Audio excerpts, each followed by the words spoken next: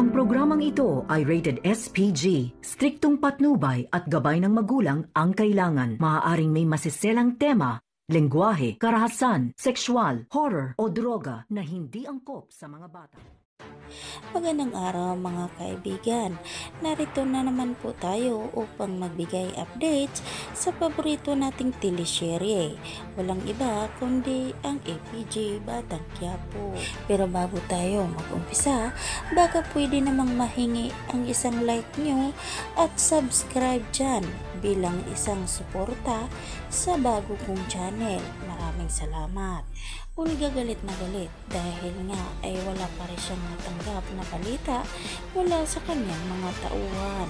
Inutusan ni Olga ang kanyang mga tauhan upang ipapatudas nga itong si Tanggol. Ngunit walang nakakapatumba sa ating bida na si Tanggol.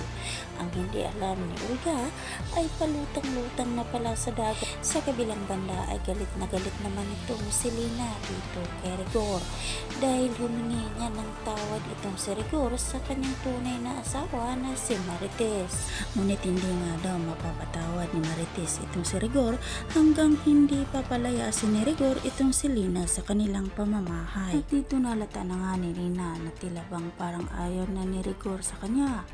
Ngunit ayaw magpapatalo ni Lina, lalo't lalo na magkakaroon na sila ng isang anak. Sa kabilang banda ay nagkakagulo ngayon ang mga tao sa barangay nila ni Tanggol dahil nga ay may nakita sila na dalawang tao na palutang-lutang lang sa dagat. Tagtad nga ito ng mga bala sa katawan at wala ng buhay.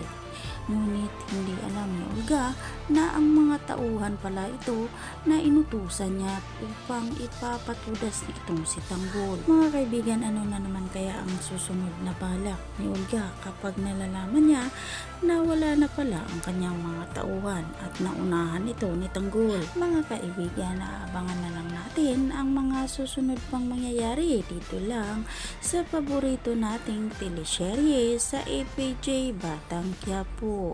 At kung pwede, paki-like at paki-share at pa-subscribe na rin po. Maraming salamat sa inyong pakikinig at pagsuporta.